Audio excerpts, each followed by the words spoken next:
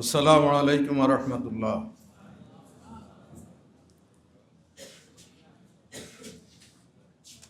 শহীদ উসমান হাদির রাহিমাহুল্লাহ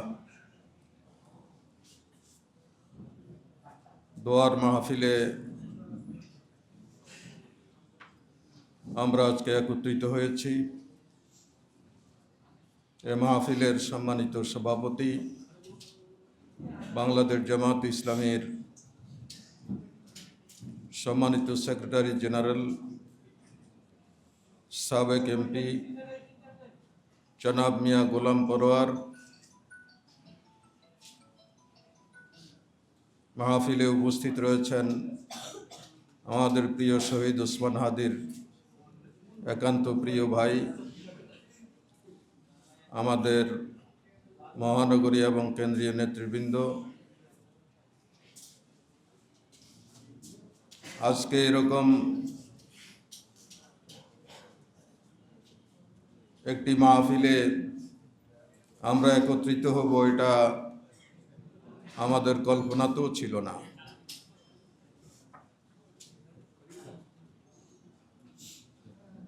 কিন্তু সব কিছুর পেছনেই আল্লাহ রাব্বুল আলামিনের বৃহত্তর কোনো কল্যাণ রয়েছে বিধায় আমাদেরকে আমাদের জীবন চলার পথে এই ধরনের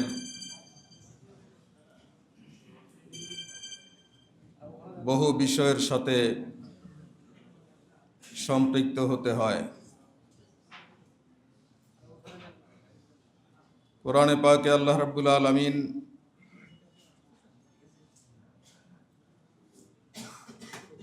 বলেছেন, মিনহুম মান কাযা নাহবাহু ওয়া মিনহুম মান ইয়ান্তাজির ওয়া মা বাদদালু তাবদীলা। কোরআনে পাকের এই আয়াতে আল্লাহ রাব্বুল আলামিন মুমিনদেরকে দুটো ভাগে ভাগ করেছেন, তৃতীয় কোনো ভাগ নেই।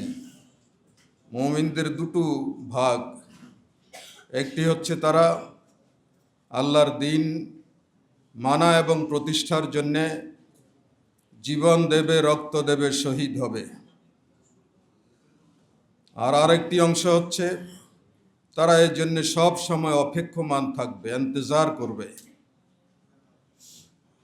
এই দুই শ্রেণীতে আল্লাহ রাব্বুল আলামিন এই আয়াতে মুসলমানদেরকে ভাগ করেছেন। তৃতীয় কোনো ভাগ নেই। তৃতীয় ভাগ যেটা, সেটা আমরা এখানে আজকে বলতে চাই না। শহীদ উসমান হাদি আজকে তার মান্যত পুরা করেছেন। তিনি রক্ত দিয়ে শহীদ হয়ে এদেশের সত্য প্রতিষ্ঠার আন্দোলনে সর্বোচ্চ কোরবানি পেশ করেছেন।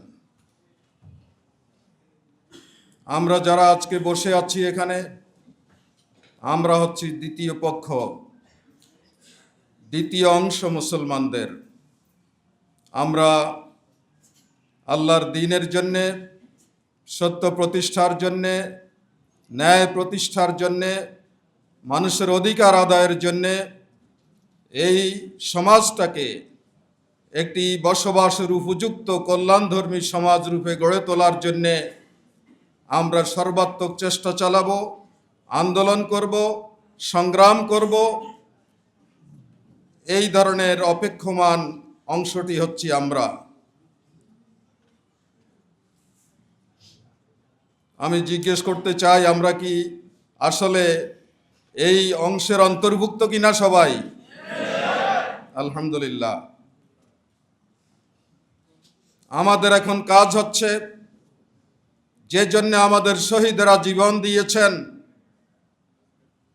সেই শহীদদের সর্বশেষ শহীদ এদেশের শরীফ উসমান হাদি। এভাবে তার অনেক ভাইয়েরা শহীদ হয়েছে।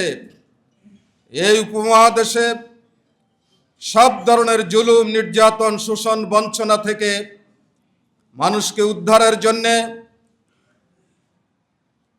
শহীদ তিতুমীর থেকে শুরু করে আজ পর্যন্ত অসংখ্য মর্দে মুজাহিদ তারা জীবন দিয়েছেন, শহীদ হয়েছেন।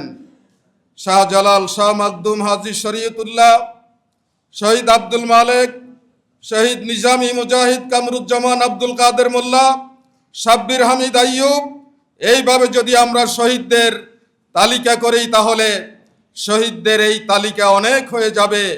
এবং এভাবেই আল্লাহর দ্বীনের জন্যে, ন্যায় ইনসাফ প্রতিষ্ঠার জন্যে যারা শহীদ হয়েছেন, শরীফ ওসমান হাদি সেই শহীদের মিছিলে শামিল হয়েছেন। আলহামদুলিল্লাহ। আমাদের কাজ হচ্ছে ইনফিরু খিফাফান ওয়া সিকালা ওয়া জাহিদু ফি সাবিলিল্লাহি বিআমওয়ালিকুম ওয়া আনফুসিকুম। তোমরা হালকা অবস্থায় থাকো অথবা ভারী অবস্থায় থাকো, দেশে থাকো অথবা বিদেশে থাকো, মুকিম অবস্থায় থাকো অথবা সফর অবস্থায় থাকো, ধনী অবস্থায় থাকো অথবা গরিব অবস্থায় থাকো, সর্ব অবস্থায় তোমাদেরকে ইনফিরু, সত্য প্রতিষ্ঠার জন্য বেরিয়ে পড়তে হবে। নিষ্ক্রিয় হয়ে ঘরে থাকার কোনো সুযোগ নেই। কারণ চতুর্দিক থেকে মানবতার দুশমন, ইসলামের দুশমন, মানবাধিকারের দুশমন, তারা আমাদেরকে দুনিয়া থেকে নিচ্ছিন্ন করে দেওয়ার জন্য চক্রান্ত ষড়যন্ত্র করে চলছে। এই চক্রান্ত ষড়যন্ত্রের বেড়াজাল ছিন্ন করে সত্যের সূর্যকে এই বাংলার জমিনে উদীয়মান করতে হবে। এটাই আজকে হোক আমাদের শপথ। সম্মানিত ভাইরা, আমি সেলিম ভাইয়ের সাথে একমত। কালকে প্রধান উপদেষ্টা যখন ভাষণ দিলেন, খুব সুন্দর ভাষণ তিনি দিয়েছেন, কিন্তু ভাষণটা যখন শেষ হলো, 1 সেকেন্ডও অন্তরের মধ্যে বিলম্ব হয়নি। আমাদের অন্তর থেকে এই প্রশ্নটা এসেছে যে তিনি এত বড় ভাষণ দিলেন, লক্ষ লক্ষ লোকের সামনে কথা বললেন, কিন্তু এই নির্মম হত্যাকাণ্ডের বিচার করার ব্যাপারে তিনি কোনো কথা বললেন না। তিনি যদি বয়সের কারণে ভুলে যেয়ে থাকেন, তাহলে তার আশপাশে তো অনেক লোক ছিল, তারাও তাকে স্মরণ করিয়ে দেওয়ার দরকার ছিল, কিন্তু সেটা হয়নি। জানা যায় লক্ষ লক্ষ মানুষ এসেছে, তারা আশাহত হয়েছে। আমরা অবিলম্বে খুনিদেরকে গ্রেপ্তার করে বিচারের আওতায় আনার জন্য আমরা দাবি জানাচ্ছি। যদি এর বিচার সুষ্ঠুভাবে না হয়, তাহলে অনেক খুনি, অনেক অন্ধকার জগতের পরিকল্পনা বাস্তবায়নকারীরা সাহস পাবে, উৎসাহ পাবে, এর জন্য এই সরকারই দায়ী হবে। সম্মানিত ভাইরা, যারা এই সমস্ত অপকর্ম করেন, তারা জিন্দেগিতে কোনোদিন মানুষের সমাজে আসতে পারবে না, স্বাভাবিক জীবনে আসতে পারবে না। তারা অন্ধকারেই থাকবে, তারা অন্ধকারের কীট, তারা বেশি নয় সংখ্যায়।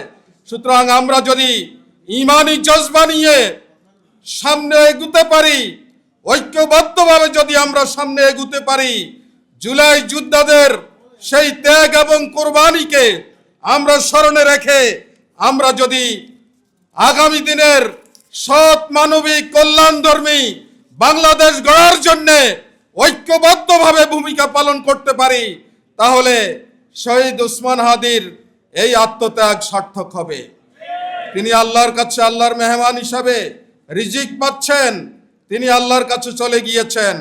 কিন্তু আমরা আমাদের কার্যকলাপের মধ্য দিয়ে আল্লাহ তাআলার কাছে এটা প্রমাণ করতে হবে যে আমরাও তোমার জন্য, তোমার দ্বীনের জন্য, মানুষের অধিকারের জন্য রক্ত দিতে প্রস্তুত, শহীদ হতে প্রস্তুত।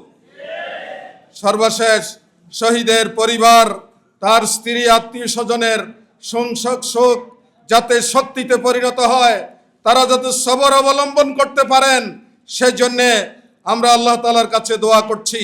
আল্লাহ রাব্বুল আলামিন আমাদের সবাইকে কবুল করুন। নাসরুম মিনাল্লাহি ওয়া ফাতহুন কারীব ওয়া বাশশিরিল মুমিনিন। আসসালামু আলাইকুম ওয়া রাহমাতুল্লাহি ওয়া বারাকাতুহু।